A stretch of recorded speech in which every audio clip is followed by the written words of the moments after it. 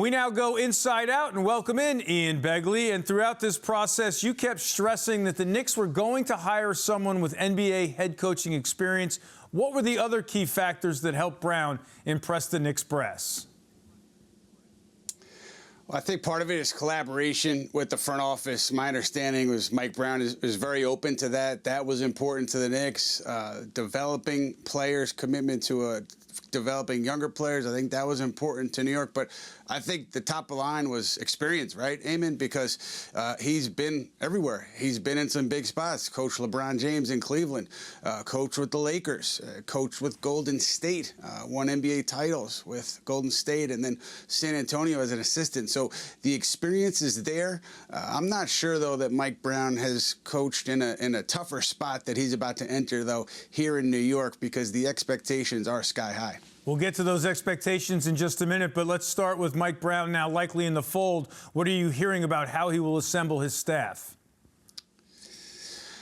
Yeah, he likes the idea of adding James Borrego. Borrego, someone the Knicks interviewed for their head coaching position. He's currently under contract in New Orleans. Brown likes the idea of Borrego as his offensive coordinator, so to speak.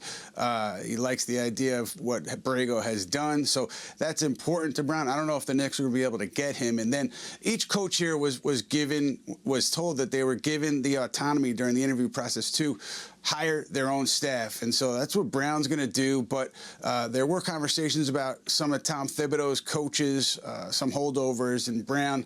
I would expect, when he makes up his mind, I would expect his staff to include Rick Brunson, Mark Bryant, Darren Erman, and Maurice Cheeks from the last staff. But let's see how things play out here. Yeah, it probably would be a smart move to keep Jalen Brunson happy if he wants his dad around. Now, with the additions the Knicks have already made, and maybe more importantly, the roster changes and injuries with other Eastern Conference contenders, as you mentioned, expectations. So is it fair to say that the mission for Mike Brown in his first year with the Knicks is NBA Finals or bust?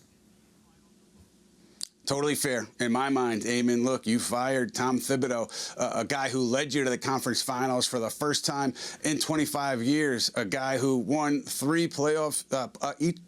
least one playoff series 3 straight years before he took over. Knicks had only won 1 playoff series in total in the 20 years before that. So Tom Thibodeau did the job. Knicks decided to move on. That's their prerogative, but they have to get this decision right, and getting this decision right means the Knicks going to the NBA Finals with Mike Brown as their head coach. That is definitely starting off in the deep end of the pool. And speaking of the pool, Ian, I'm happy for you that it looks like this is going to get done before July 4th so you can take some time off, fire up the grill, get the sunscreen ready, and enjoy some well-deserved time off. Ian Begley, thanks for joining us on Honda Sports Night.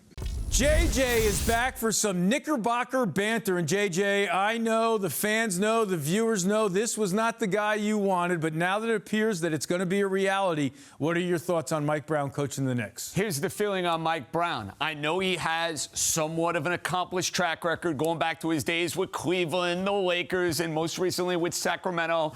You want to tell me he did quality offensive things for Sabonis and De'Aaron Fox? That's all fair. That's all true. And he's going to be a darling with the media. Seems like a really nice guy. Here's the problem, and here's why this hire to me is uninspiring. The coach you had employed is better. Simply put, I saw Tom Thibodeau in New York in the pressure cooker of Madison Square Garden take this team to the conference finals, go and win 50 games in back-to-back seasons. Now you tell Mike Brown, hey, guess what? If you don't go to the NBA Finals, your season is a failure. And I hope everybody holds Mike Brown and this Knicks team to that expectation next year. Sorry, I don't care if they win 65 games. If they lose in the conference finals, the season is a failure. That's what's on the line. That's what you decided to do by saying goodbye to your head coach. So I wish Mike Brown well. I hope it's Buck Showalter and Joe Torre. I really do. It's not the choice I would have made. I would have kept the prior head coach. All right, we now bring in Sal Licata for more on the Knicks. And Sal, are you on board the Mike Brown bandwagon? No, I'm with JJ. They had a better head coach than Tom Thibodeau. You don't fire him and say your singular goal is to win a championship and then hire a head coach who has not won a championship. So Mike Brown is a nice guy. He's not a great head coach. He was a good head coach with LeBron James. He's been fired really quick in his stays and most of his stops. So he's a retread guy.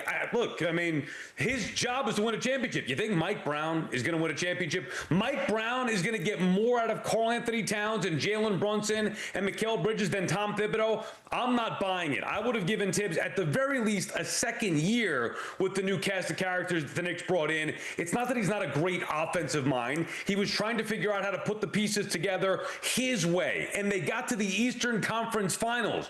Brown now is going to come in and hire some assistants that are going to be offensive and defensive gurus. That's going to be better than what Thibodeau built. So, no, I'm not buying it. I think Brown's a nice guy. I think he's a retread coach who will ultimately fall short, and the Knicks will regret the day that they fired Tom Thibodeau. Yeah, you know, that kind of makes us 3 for 3 because I'm a Tibbs guy as well. Bottom line is the pro Tibbs guys weren't going to be happy with anyone except Jay Wright possibly, and the anti-Tibbs guy were going to be happy with anyone.